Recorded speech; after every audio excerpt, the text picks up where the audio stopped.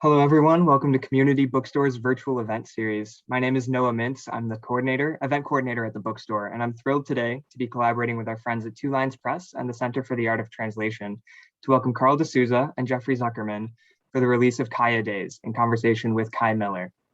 While we're eagerly awaiting the return of in-person events, virtual ones like the one that you're about to see continue to be a joy for us at Community.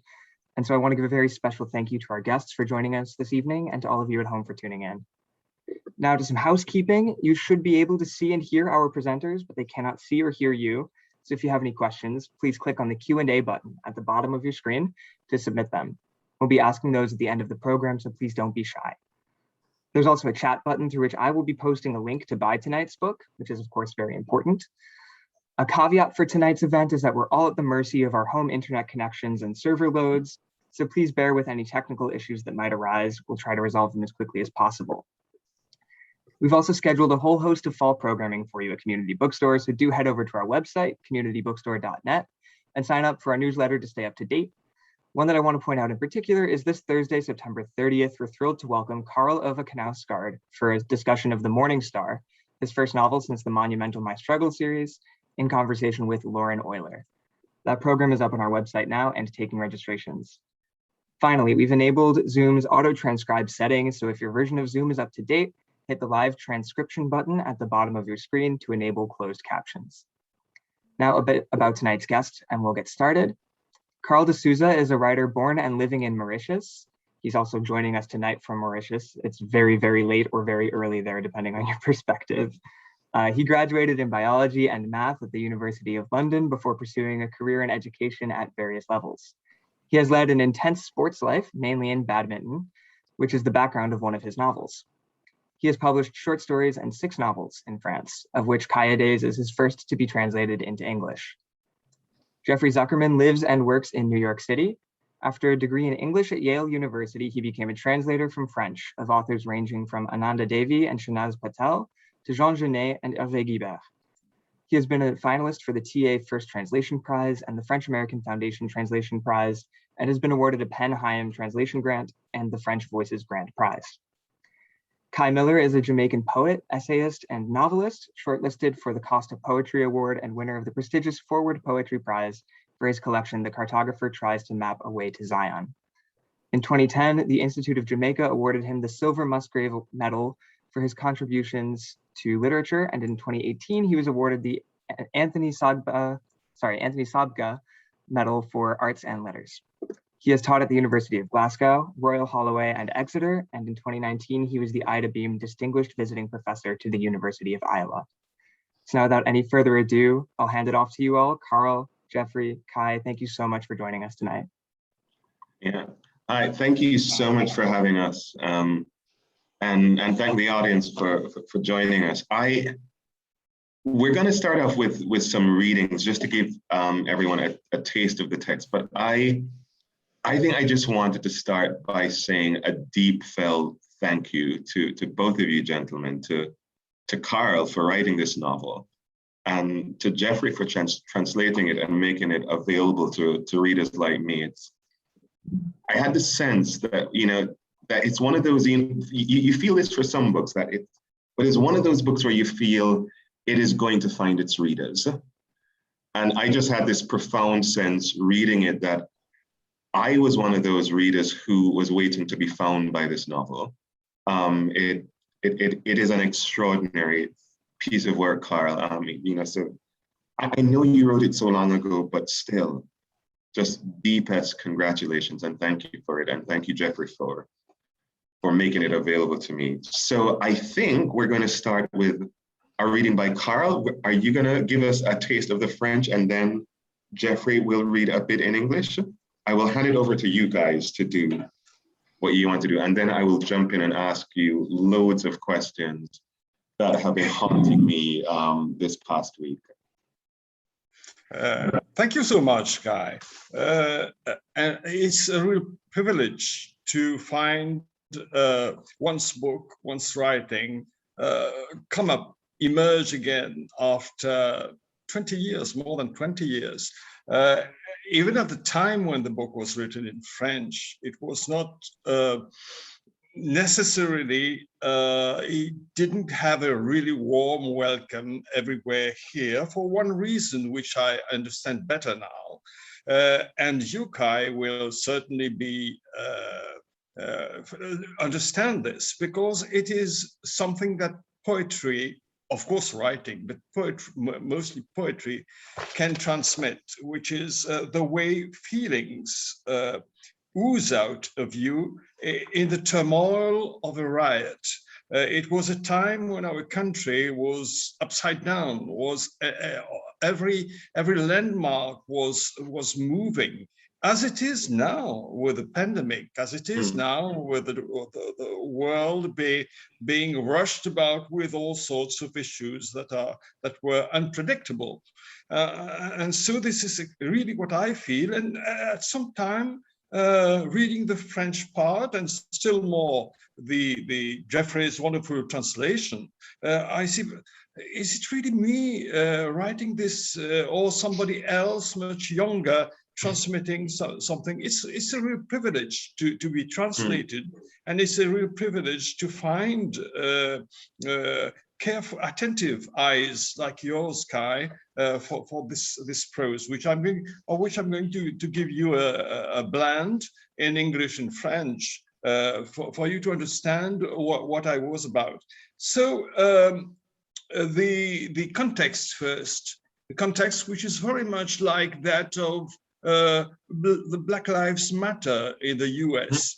It's a Hindu village girl, Santee, who was followed, a Creole, black Creole guy, she calls Ronaldo Milanak, in the midst of the riot. Coming back from the supermarket he's just looted, he finds her in contemplation of a fashion shop window. Le bruit de crécelle annonça le retour de Milanak. À son tour, il avait son caddie, débordant de boîtes de conserve, de bouteilles couvertes de la buée du frigo. Lui non plus n'avait pas résisté à l'appel du supermarché. « T'es encore là ?» fit-il avec amusement. Elle le prit mal. « Où tu veux que j'aille ?» Il aurait dû continuer à penser à sa bouffe et la laisser tranquille avec sa vitrine. Se souvenant du problème de chaussures, il se mit à chercher autour de lui. S'arma d'une boîte de conserve, puis se ravisant, la tendit à Santee. « À toi l'honneur, comment tu t'appelles ?»« Shakuntala. »« À toi l'honneur, Shakuntala, vas-y, lance. Tu vas rester toute la journée à me regarder comme ça? Tu les veux, tes pompes ou merde ?» Le premier coup porté sur l'épaisse vitre fut maladroit et la boîte rebondit vers Santee, la ratant de peu. Et Milanak se mit à rire de bon cœur. « Et c'est encore, il faut les mériter. C'est sans doute des Italiennes. Compte pas sur moi pour faire le travail à ta place, je ne bosse pas pour les 35 mois. » Il s'installa par terre contre le mur du coiffeur d'en face et s'ouvrit une bouteille de bière avec les dents. « Vas-y, Shakuntala, vas-y. » Furieuse, elle ramassa la boîte et y mettant toute la rage qu'elle avait dans le cœur contre Milanak, contre son ampoule au pied, contre Ram, qui lui avait le droit de lancer des pierres aux chiens, tandis qu'elle se contentait d'applaudir quand il faisait mouche dans un concert d'aboiements, de douleur et de peur, elle lança la boîte contre la vitre. De grands triangles se détachèrent pour s'écraser devant elle. La plage de sciure se déversa sur le sol silencieusement. L'odeur du magasin gagna le couloir, un mélange de parfums et de fleurs et de fruits, émanant d'un vaporisateur électronique. Elle voulut s'en empreindre, fit un pas en avant. Il bondit. « Fais gaffe, éclat, pointu. Hôpital bondé, Shakuntala va saigner à mort. » Il l'écarta assez brutalement, prit la boîte de ses mains et acheva de casser la vitre sur tout le panneau. Alors Shakuntala, qu'est-ce qu'on attend qu'on se fasse porter? Elle ne répondait pas, fascinée par le tapis de bris de verre devant la vitrine. Pourquoi pas, après tout, tu pèses pas si lourd. Et se baissant, Ronaldo Milanak la prit dans ses bras. Ses épaisses baskets crissèrent sur les éclats et d'une grande enjambée, il pénétra dans le magasin. The carpeting and fine clothing gave the space a cozy feel. They are now in the shop. She stood in the middle of the beach, not yet daring to look through the window. He headed toward the back to put on some music, while she tentatively began to run her fingers over some of the fabrics. Don't forget your kicks, he yelled to her. That's why we're here after all. You can't just walk around barefoot all day. She nodded, grabbing a pair with yellow straps. Ronaldo, now sitting in the beach chair, watched her. He pulled off his shirt to take a bit of the spotlight's false sun. She came over to him to try on her shoes. He got down to help her pull the straps tight. A sea breeze, teasing and salty, raised goosebumps on his skin. Thanks so much, Jeffrey, for this last bit. There you are. It's been a pleasure. It has been an incredibly fun book to work on. I think especially because at least the most of this book with the Black Lives Matter protests happen. But it did do at that time. It did just completely. If somebody decided to write a novel with the protests, it would probably not look like this. It would look completely different. So it was fuzzy to kind of have this different wisdom from the past. It was completely unlike what's going on now, but also very, very true with the present. So in the section that Colonel read, he was talking about a guy in the green who broke into a shop. Indeed, in the part of what we know that happens after about a dozen other things happen. They make their way out of the shop with the could. They find themselves beside a garden. They have themselves in a picnic that turns into some kind of Bollywood romance. The monkeys, which by the way, are actually in that garden in Mauritius. You can see videos of them on YouTube. And then this girl who goes by the name Shakuntala chases down those monkeys, and she ends up at the bottom of a big ramen. And that's where she finds her little brother, who she spent the whole book looking for. I'm going to read it in my extremely American French, and then I'll go back to my extremely American English. It's more. I think what you rightly reflected to me is the way we look at things. Of course, things happen around us, whether in the world, whether in New York, whether in Jamaica or London, from which place you come, Kei. At the moment where these places are exacerbated by the conditions, it's the way we look at things, and it's the way we are sensitive to them, and in fact it's our emotions and and our world has been going so much on only intellectual or financial or materialistic constructs that we've been forgetting those sensitive issues, those feelings, those things which make us eminently human. And I think that interpreting what's happening, whether in a riot in the US or in France or here in Mauritius, it's the same sort of feelings that we humans share in common. And it's our job as writers and as poets and as translators, which is really creative job, which is getting through one sort of sensitivity to another one, which is cultural. And I think that's the miracle of it all, I think. Yeah. Thanks. So that same sense of human connection is going to come to the point of need now. So, okay, you come to French. A chaque explosion in Santee, a computer city to partner with them, who they generate dependence in society, serious society. That being sitting as in the second tower, can you see pa in your parade of entrance soul that make the process we put in Japanese in September home and going over the land we. When you mentioned those names, Jeff, now we must remind maybe the readers how come these names, Ronaldo Milanak and Shakuntala, come to my mind. Now, Ronaldo Milanak is something that was on Ronaldo's arm, which is in fact Milan AC for the football club, and which which Santee reads as Milanak, and is baptized, is literally called. Giving names to people is connecting to them and recognizing them. When I read Kei Miller, okay, he's a Jamaican poet and writer, but when I see the person, I connect the name with the person, or Jeff, it's something completely different. It's the tradition. It is just recognizing somebody by giving a name, recognizing somebody as Kei, as Jeff, as Carl, and as, of course, Ronaldo and Shakuntala, which is much more poetic than Santee. It's the idea about giving nicknames. It's kind of a way of establishing connections. So, yes, should I give it the English about that? So, at each explosion, he jumped.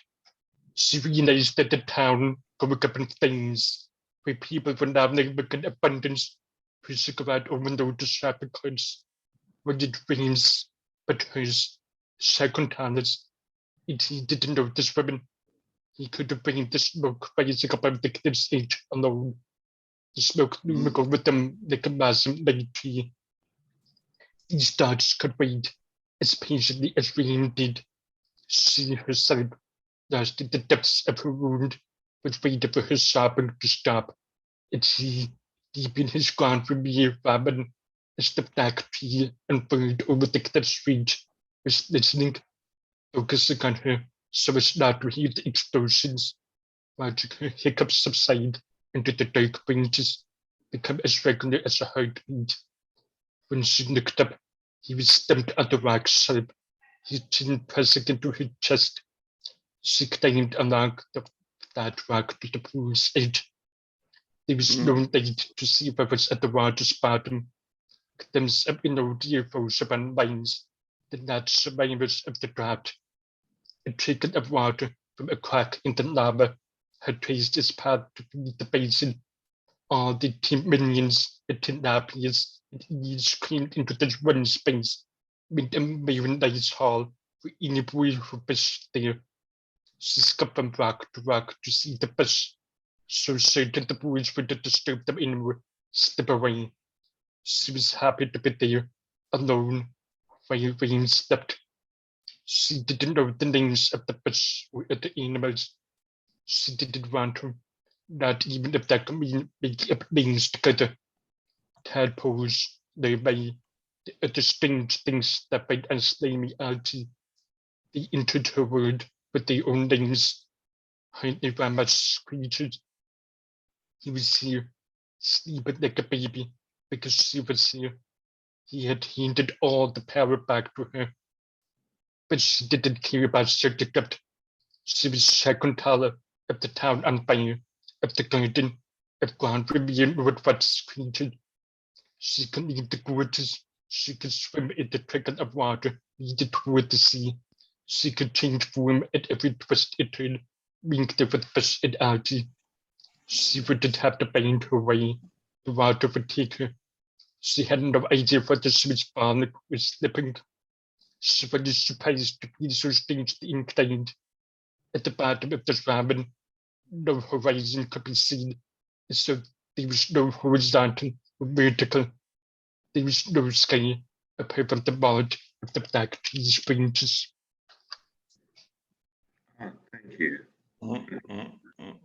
It's such a beautiful passage, and it's exactly what I was thinking of. I mean, it's that particular passage I was thinking as you're speaking before, Carl, because it's this moment where Santee finds her power, where she's, it feels that she's tapping into something that had been profoundly denied to her before. And what struck me is that is the bit where she refuses to name things.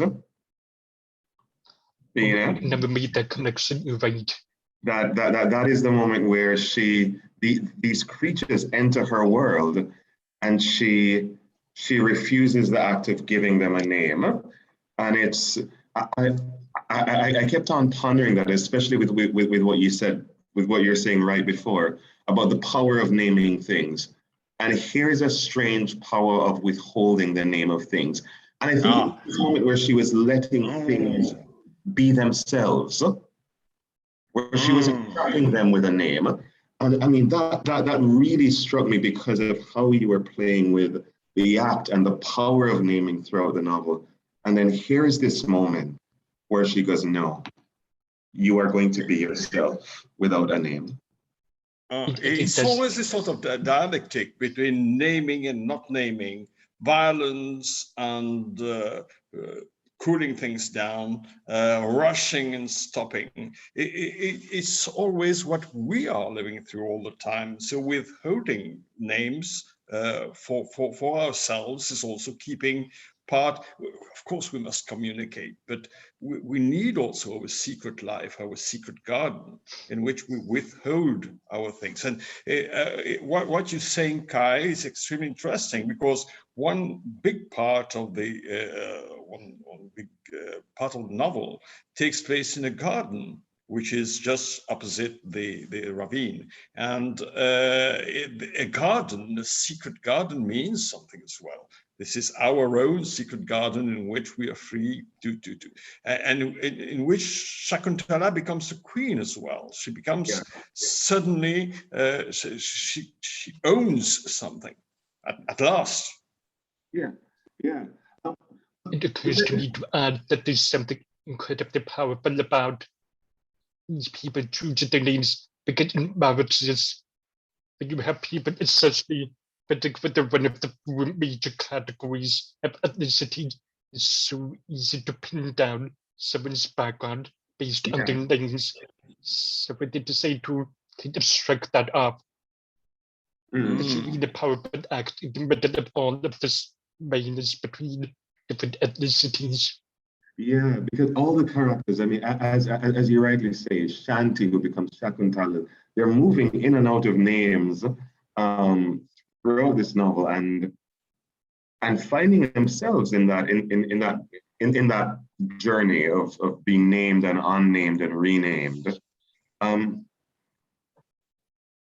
want us to nurse back though. Let's go back for a moment to the very beginning of this novel, just to give people a sense of what's happening. Because this takes the novel, it's a relatively short novel, a novella really. It takes place roughly over the course of a day. And it's this extraordinary moment in the history of Mauritius, a history which embarrassingly I knew nothing about until this novel. It's one of those novels where as you read it and you realize, oh my God, this happened. You're both reading and searching Wikipedia.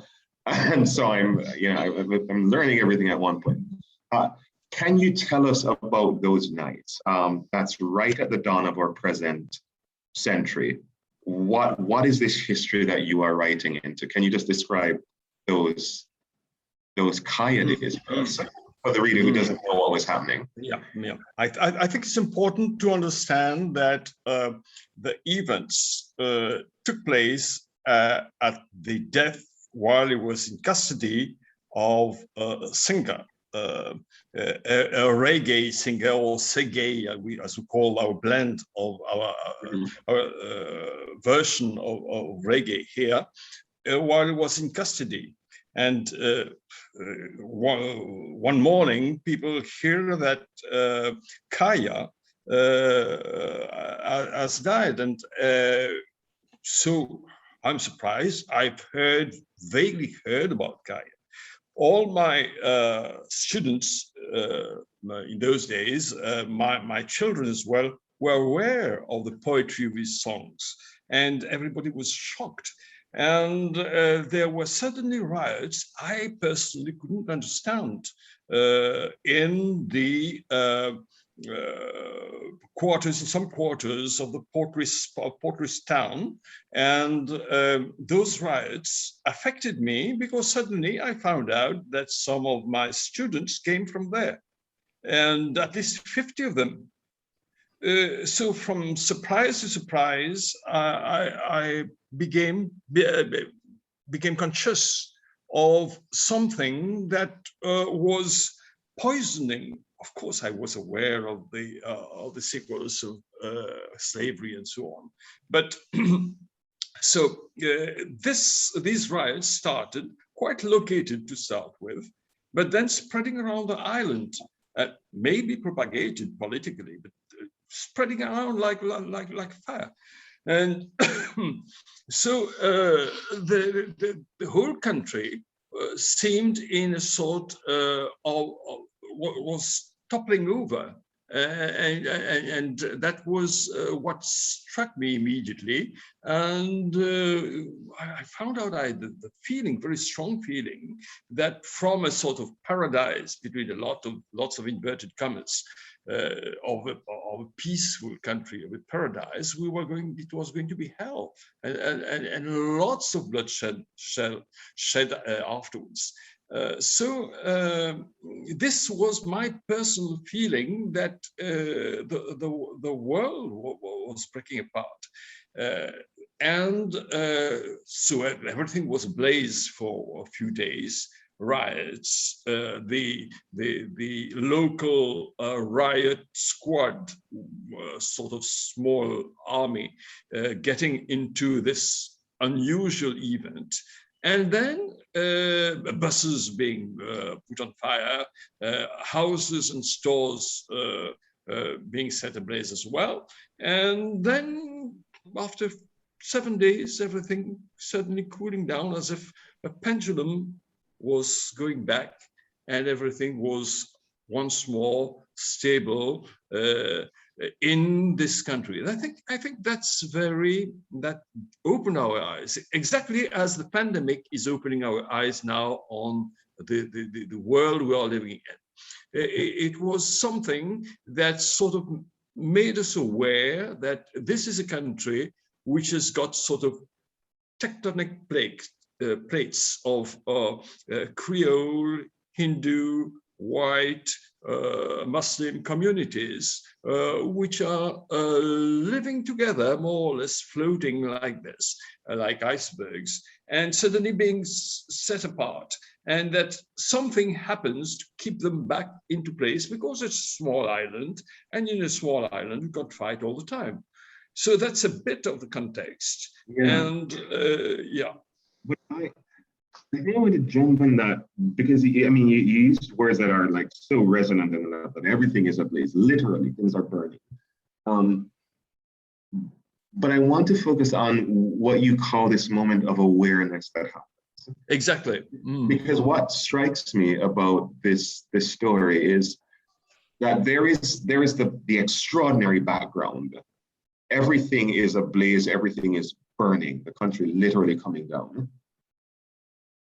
And we know that that's happening there. But the questions, the story that we hone in on, the story that we become aware of, deeply aware of, focuses on a drama that is both smaller and larger.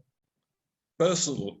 Yeah. So against this background, Santee is searching for her little brother, Ramesh. But that search opens the door on much larger questions about boys and girls and their roles, and how those roles, the word you use is wounded. I mean, that's certainly Santee's understanding of her role, that it represents a wound. And Santee wonders at one point if she can ever talk about those wounds or acknowledge them. And I was struck by how sensitively and how sharply you, a man, as am I, were questioning these gender roles. The riots in the background seem to bring this sharp and critical awareness of gender. You guys are making me aware of that aspect of my writing, which was spontaneous. And I think everything should be, in fact, spontaneous. Afterwards, I wrote 2 or 3 novels where the first person was a woman. So getting into somebody's mind, which is always very artificial. For the Kei days, it was more something that was unconscious.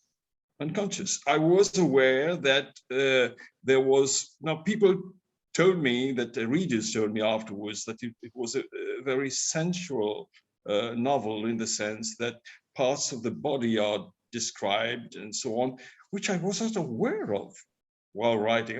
I haven't written something about sex or whatever, but it sort of oozes out, as I said before, from my feeling of the difference between men and women, between a girl's way of looking at things and a boy's way of looking at things. I was working in a very masculine environment, a boys' school, in which, of course, lots of things were being said and done and so on.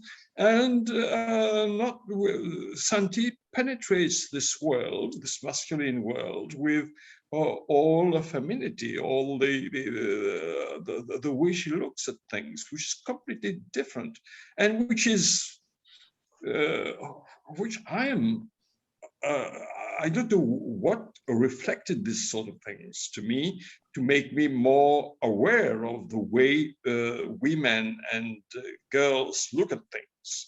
And so it's spontaneous. It's spontaneous as the writing was spontaneous, how the feelings were spontaneous. It was just, it came out. Exactly at that time, I was writing a much bigger novel, thicker novel, which Jeffrey has started translating as well, which is called Jettisoned, about boat people and so on. And I submitted both novels and only 30 pages of the Kei days to my editor, my publisher in France. And she said, okay, just send me a few pages because I need them for a seminar or something like that. So I sent my big novel plus 30 pages. And then she said, I'm publishing the 30 pages because that's you. That is the thing that moves me. And the thicker one we're going to see afterwards. But those 30 pages I completed afterwards, 70 more pages, and it's a rather thin novel in general, but it's intense. So that's the history of the publication of the book. I mean, that floors me. I have to tell you, because I found that the critique of gender, it wasn't just sensitive, but it felt really sharp to me. I mean, I found myself seething with anger at different points at Ramesh, this kind of vacant character. And it's because everything, Santee's journey, she's set on this journey because of how Ramesh is unfairly centered and entitled. She's pushed out into this world to search for him in this journey where her body is at risk in every way. She's at risk of being raped. She's at risk of dying. There are all kinds of risks presented to her body. And it's just because of this, to me, this little brat of a brother who gets everything and is centered unfairly because he's the center of his mother's world. And again, you weren't saying it outright, but I was so angry at the brother and so angry at the mother to put Santee in that kind of space. I mean, as a translator, Jeffrey, I mean, how did you hold? I mean, again, these were my emotions. I'm like, how are you navigating those? That just came instinctively. I met a sociologist afterwards. Sorry, Jeffrey. I met a sociologist afterwards who was a keen observer of the Mauritian society. And she told me that when she took the bus from the seaside to some central town where she was bringing her children to school, she saw mothers holding the son, the eldest son, God, in her arms, bringing him always preciously around, and the girls followed, walking.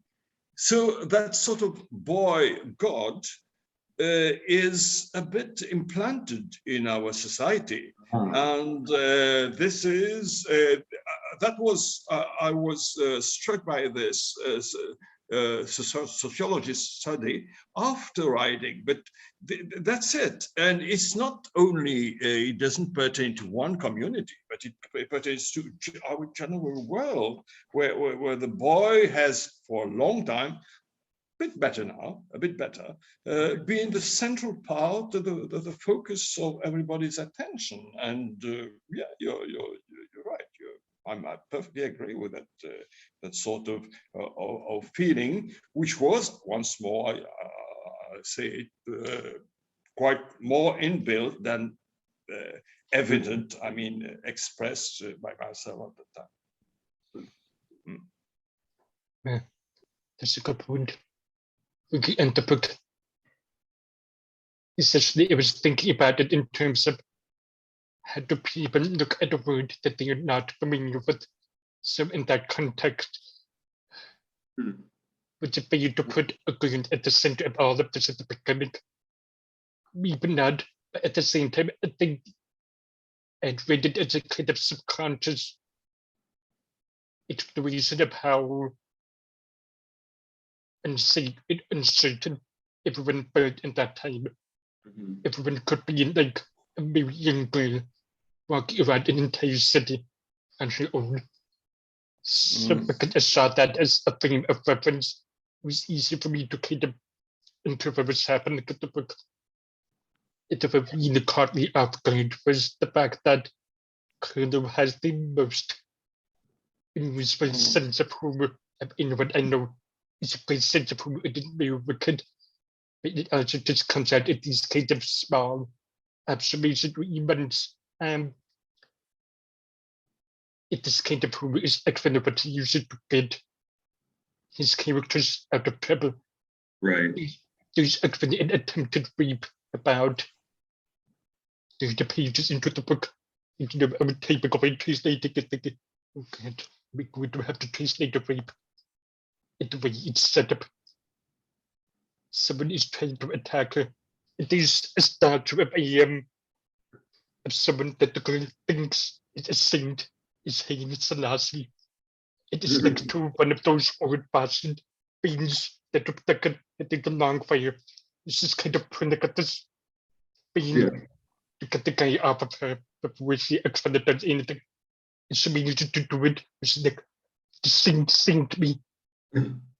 But this ridiculous and also absolutely amazing. To think it's kind of have this skewed perspective of the world where is the all of these people in kind of with dangerous situation, but they also put themselves out of these situations in completely unreal ways because everything is so unreal at the moment. Okay, I go over with that. I want to see where this takes us. So that's how we end up going at the fire training for all of these characters. I've got a question for you guys, Jeff, particularly, but Kei as well now. I met a few people who haven't been in Mauritius, who haven't traveled to Mauritius, and made the image that is propagated, that is given in general of a peaceful sugar island with lots of beaches and lots of tourism and so on. Yeah, it's not. It's that they get to know the country more by literature. Not only mine, but those authors you just quoted, Jeffrey, and probably the idea that Kei himself is transmitting of his country or of his life through literature.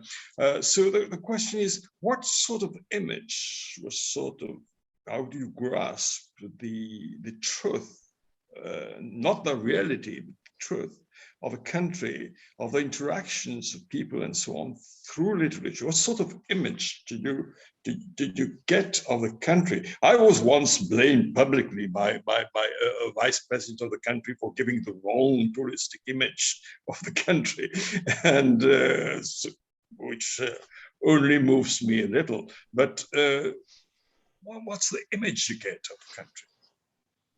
Maybe, well, it from the books I've looked at, it artists that you included. The agent I've got is, I mean, it is a completely gorgeous place, and even if we live there all night, we still don't get tired of that. That's the good part. If I think of Egypt as dysfunction and a tiny island, as in the United States of America, you guys are not immune to all of the same political messes with the ups between people, with so on. You guys are not immune in any way. There's no difference there. Yeah. But they were about extremely affecting, touching, and all of the books from Mauritius I've looked at is that there's a very deep bond that people choose to make. And I wonder if this is nurtured by the fact that they live on an island, so they never really go to get out and explore a lot of the world unless they actively leave for a long time. These kind of very deep-rooted, long-lasting friendships end up being the sustaining force for so many of these characters. And it just kind of think of, it's really nice to have that kind of friendship here. I think Jamaica is a little bit bigger than Mauritius, Kei. But you feel like there's that same sort of with interdependence. Yeah, I mean, I struck by that a lot. I mean, and it's probably how I would answer the question as well. There is, I mean, Jeffrey, you used a phrase before that this is a night where the characters can feel unsure about things. There is, that strikes me as very true about this novel. I was linking with something else, that this is this extraordinary night where they can be unsure, but there is a longing being expressed. And I think it's a longing for connection. Like, I wasn't sure that there were deep friendships, but there was always the desire for a friendship. There's a desire for knowing. I mean, when I read it, Carl, I thought immediately, and I actually went back to this essay. Obviously, there are all kinds of resonances between Mauritius and my own country, Jamaica. These two colonies founded off of sugar, with lots of people from different parts of the world brought in, and how do you make sense together in this, Creoleized society? And what I thought about was an essay by a Jamaican writer, Erna Bradber. And Erna Bradber once wrote this essay that I went back to after reading a novel, and it's an essay called Where Are the Others? And in this essay, she's talking about her own commitment as a writer and the history that she's committed to explore. And for her, it is the history of African descended people. That is the story she's going to tell again and again about Jamaica. But she recognizes in that essay that that story is insufficient. It's insufficient to tell her whole story, because Jamaica is the story of all these different races and how do we come together. And suddenly there's this longing that for her to know herself fully, she has to know the story of the Syrian Jamaican. She has to know the story of the Indian Jamaican. She has to know the story of the Irish Jamaican. And here comes this essay that says, I need your stories to be complete. Where are the others? And it was that longing that I felt in this novel, that all these characters were so yearning to understand the other person. And I think that's the thing that I took. That was the kind of literary imagination I had of Mauritius from reading this novel, that here is a Creoleized society, meaning everyone is pushed together. And how do we make meaning, and how do we know each other? It struck me very powerfully throughout this book. That was my own sense. I don't know if that's what you wanted, but that's what I was getting. It's incredible that they tell me this at the precise moment where I am on a very big book, which is a sort of collection of, I see Jeffrey smiling over there, a collection of inputs from 50 writers, painters, and so on, trying to give an idea of what Mauritius is, which is a sort of oceanic archipelago, but also oceanic continent of inputs, as you said, forced inputs from everywhere in the world, where people have got to live together, have got to live side by side, and particularly in an island context, and how these people fare their way to sort of build an understanding of each other. And I think you're perfectly right. We can't understand each other if we don't know each other, if we don't meet, and we don't know where the people came from and what are the roots. And this is absolutely essential. It's essential for Jamaica, it's essential for us, it's essential for the US, for everybody else. For France those days, we are speaking about France, which I know very well because my novels are published there and we are extremely linked to them. But these are countries that are at crossroads, and we have got all the time to know where people came from, and the title is, I'm certainly going to read that essay. Yes, thanks for that. Yeah, I should just point out to everyone that we are, I have so many other questions to ask, but there is space for you to ask questions. I am trying to find my way back into the Q&A. Yeah, for some reason it isn't giving me that more option. I will find it soon. But in the meantime, so yeah, please give me your questions.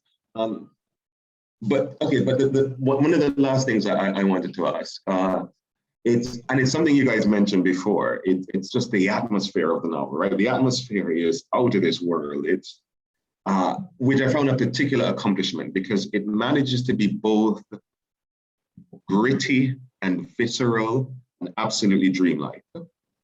And how you have one foot in reality and one foot in this dream landscape, it allows, I thought, the images to work in just a particularly powerful way, because the images are doing both things. The images are real and the images are dreamlike. And there are two images that struck me that I just wanted to, how did they come to you? One is the image of the elephant, right? Which is this other transplanted creature in the garden, also forced to come to Mauritius as a beast of burden to labor.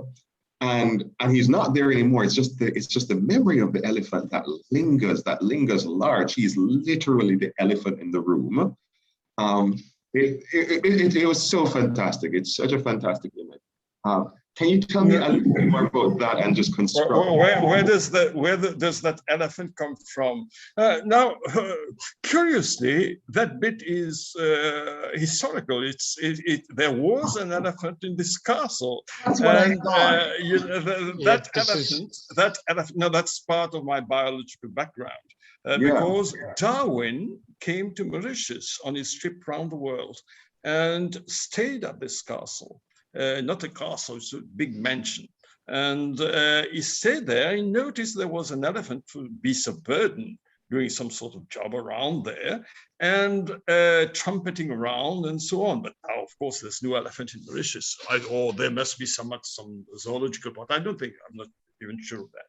But that was a sort of reminder. As you see, it's a sort of to and fro action between history and the present, what we are living actually presently, and what happens in our mind, in the background of our mind, which we transport with it. I'm not, as probably you too, from a classical literary background. I'm from a scientific background, and literature and poetry had to find its way into my mind and sort of convince me that I had to relax and let things and let dreams and let images flow back into me, which our world needs as well.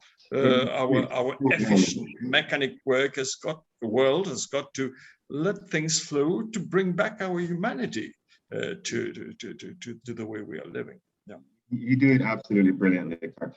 I'm just going to pause to point out that for some reason my mouse is not working. So if there are questions, I just can't navigate to it. I am sorry. So if there are questions, please, just friend them for me so I don't take up too much time. I don't know why I can't get to them. Yeah, I'm happy to moderate the Q&A then. I've had this problem as well. I think it's the Zoom update. Happy to be back on screen. It's been such a pleasure to listen to you all three of you talk about this fantastic novel. So I'll just read out some of the audience questions. One here is from Isaac Shearson. Could you speak about the process of translation? Jeffrey, how much do you consult with Carl, and what sort of collaboration is it? Yeah, okay. So this is actually a fun question because both helped and that it was incredibly hands-off at the PlayStation. I discovered the book with a different author from Mauritius, and this one different author.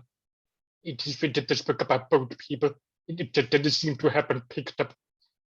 And when they hands on it, the person who gave me a copy also gave me a copy of Into a Kei. And I later he said, can you translate a sample so that I can teach it to my student?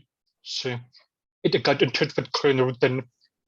And over the summer, before I went to Mauritius, it was the same year that I went to Mauritius. I completed the book thinking, this is into the arena's made.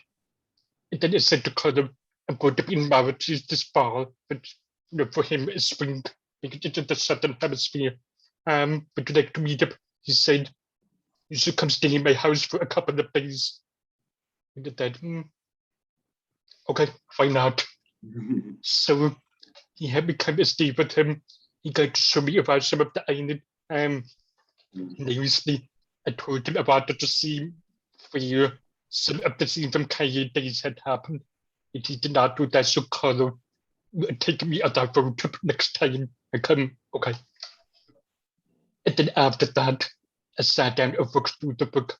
And if it's so often, I would send Carlo just the extremely weird and detailed questions like, I'm trying to remember. At one point, we talked about those elephants in San Francisco again. He said they're from Darwin's notebooks, so I had to put up the voyage of the beagle to make sure I had the word right.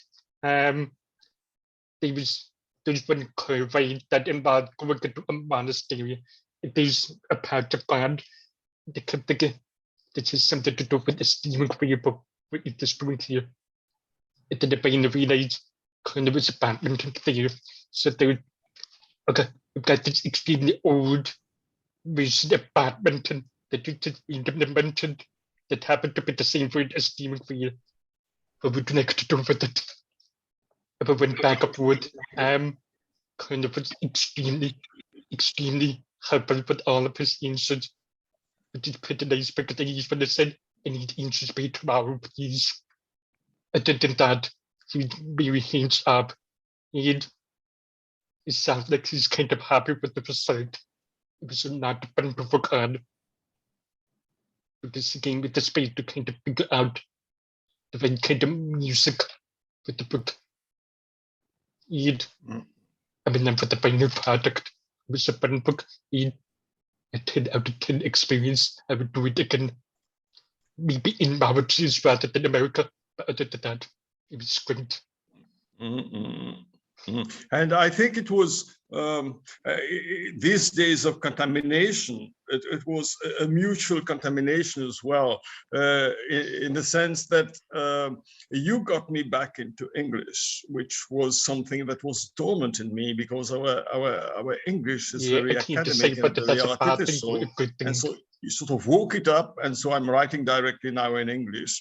And so it was a sort of destructive work which we're doing because I want absolutely to keep in touch with my translator and continue to write in French and not revert to English. But that sort of made me conscious of our dual attachment, or maybe attachment to three languages, which is English, French, and Creole, which is all the time permeating the atmosphere. And that's the problem of translation, which you are doing admirably well, because it's not only a sort of artificial process in which you have been involved, you have been immersed in that Creole world and changing your own way of life. I mean, the way you are writing your own bio and so on, which is of course your link to French, English, and as well now in Creole. I think that's fantastic. That's the way cultures should meet, I think. Yeah, there's one nice thing I want to add to that before we go to the next question. So the two sections that Colonel and I read do not have Creole in them, but there is Creole in the other parts of the book. Is whenever the character is swinging a lot. So there was one point when I sent Colonel this whole section up. But the way the guy completely cursing out someone he was not happy with. That ended up putting in more Creole words because it was not going to make sense in English otherwise. You didn't want to hold on to it. That okay, the Colonel is going to be extremely ticked off that I changed it, or he's going to roll with the punches. If I remember right, he just sent me the correct spelling for every single swear word in Creole. That's it. You seem to be super happy otherwise. But anyway, after that whole experience, dipping my toes into Creole, ended up being able to friend to buy me a Creole dictionary. It's the same when you have behind you, Colonel. It's this big bad thing. It's more bad. You are the one who convinced me that I need to go and make my friend buy it and bring it all the way back to America. So, thank you. And also be careful who you contaminate between them. Of English, French, Creole, other languages. But Jeffrey, I think your accomplishment is even more than that. Like, certainly makes sense reading it was, you know that it's being translated from French, but there is this sense of a world with so many languages happening in there. There's the Hindi happening in the background. There's English, there's Creole, and that you could translate it from French into English and still give this sense of a multilingual world. I just thought that is one hell of a translation, and so well done. It's all Carl. He put the Creole there. I just didn't change it. That's all. But thank you. It's an incredible translation, Jeffrey, and it's an incredible book, Carl. You're absolutely right, Kai. It exists in so many languages at once. And speaking, I think, of these sorts of mixes of cultures that happen in Mauritius, there's a question from Vinod. They ask, is there a reason why you chose a Hindu girl as the main character rather than a Creole girl, for example? That question is for Carl. Yeah. Hi, Vinod, because I think I can recognize who asked the question. He's a great Mauritian writer, if it's him. I was asked that question at one time, and I wasn't aware of the answer. The answer came from another writer, Gilbert Rani, one of my friends, and he answered for me. He said, this girl represents a country which is predominantly Hindu and which is watching things happening a bit with a lot of curiosity, think what's happening, what the hell is happening with those Creole guys suddenly rushing around and doing things and putting ablaze the country, destroying things, and the country which is peaceful, which is different, which is feminine, I dare say it. And the girl really represents the country that doesn't know what's happening to it. And there was no, the reason was more of an introvert way of putting things than it was not explicit to me. It happened to me that I think that really literature must be spontaneous. It can't be explanatory. It can't be explicit. It can't be something of an essay. If I write an essay, something different. If I'm writing literature or poetry, it must be a blend, a mix of all those feelings, that intellect, what I am as a whole, expressing oneself. And I think it was a spontaneous way of picturing a country that is being hurt, which is at risk, which is, as you said, Kai, quite justly, at risk of being raped, at risk of being brutalized, at risk of being, and in fact, finishing in my world a bit dramatically, but in reality, capable of getting back to finding its feet again. That's a fantastic answer. And we do have one more question from the audience. We're just over time here, but I think we can ask one more. The question was from Richard Lesage. How did George Floyd's arrest and murder in Minneapolis, as well as the ensuing protests, resonate in Mauritius, if they did? And are there parallels to be drawn between the events of... Say again, I didn't get the last word. Say again, I didn't get the last word, please. Sorry, are there parallels to be drawn between the George Floyd protests of last year and the Kaya days of 1999? Containment really quickly, and then kind of had the longings. The response to that, my friend in Mauritius was something that I passed along to my editor when he was trying to decide whether or not to acquire Kaya days. So that was something that generated enough responses, enough points of comparison. The people my age commented on it and said, we should take some lessons from this. And that kind of response was part of what made my editor say, okay, let's do this book, let's bring it out in English. But that's a very small frame of reference. Kyle has been underground, so go ahead. There's a little difference. There's a difference as well, Richard, which is about the way things are being expressed. I think in the process of Black Lives Matter, there have been over the decades expressions of revolt. It's not new that the Black community sort of gets to the streets, claims the right to exist, and so on in the US. In Mauritius, they've been very quiet, if not tame, and I don't know why or the reason. Or I'm starting to understand what's happening. The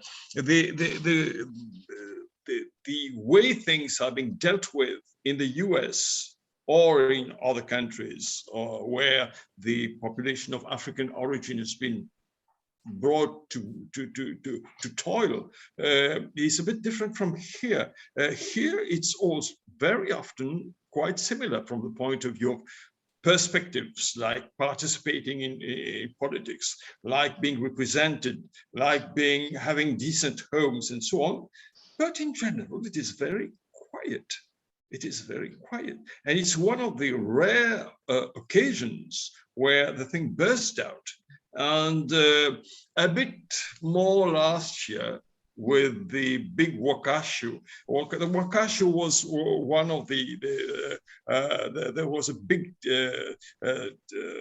ship that went on a reef that was stuck on a reef with an oil spill filling a lagoon, and people led by a Creole guy went to the streets. But that as well was very quiet. So the question of white, black, it's question of the amount, the degree of revolt that is expressed currently, whether it be in movements in the streets, on the streets, or in the way songs, poetry, literature, and so on are offered to the public in general. The question of degree. Thank you for that answer. That's, I think, very illuminating and enlightening. I think that's all the time we have for tonight. I would love to keep going, but it's the middle of the night in Mauritius, and I think we should let everyone get some rest. So thank you all again for such a wonderful conversation. Carl and Jeffrey, congratulations on the book. It's really fantastic. I think you know how much I loved it, and I hope that everyone watching tonight will consider getting a copy and will love it as much as I did. Those of you at home, please, again, do consider getting a copy, and we hope to see you again at another virtual event very soon. Thanks for joining us, and have a great evening, everyone. Take care. Thank you.